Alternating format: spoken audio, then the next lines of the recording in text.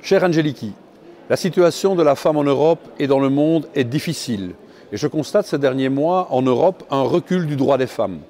J'ai d'ailleurs co-organisé il y a quelques semaines la manifestation européenne pour sensibiliser l'opinion à ce qui se passe en Espagne, où le gouvernement veut rendre l'avortement quasi impossible. D'une part, les femmes sont les premières victimes des politiques conservatrices qui, bien souvent, préfèrent les voir en cuisine ou s'occupant exclusivement du ménage et des enfants plutôt que de les voir comme l'égal de l'homme dans la sphère économique ou professionnelle. D'autre part, elles sont plus souvent victimes de la crise et sont majoritaires parmi les gens sous le seuil de pauvreté. En Belgique, il est interdit de licencier une femme enceinte et la jurisprudence de la Cour européenne de justice dit clairement qu'un traitement défavorable lié à la grossesse ou à la maternité infligé à une femme constitue une discrimination directe fondée sur le sexe. Il est interdit de licencier les femmes pour des raisons liées à leur état pour la période allant du début de la grossesse jusqu'à la fin de l'arrêt de travail.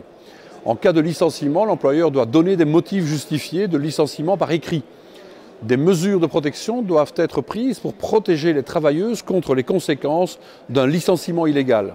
Donc en Grèce, en Belgique ou partout ailleurs en Europe, licencier pendant la grossesse est interdit. Maintenant, on sait qu'il y a des abus, du harcèlement moral et bien d'autres pressions pour dissuader les femmes de disposer de leur corps et de leur vie comme elles l'entendent. Ce n'est pas acceptable et chaque cas doit être dénoncé.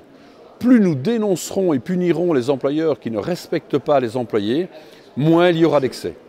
Les entreprises utilisent souvent la crise comme excuse pour bien des choses, c'est trop facile.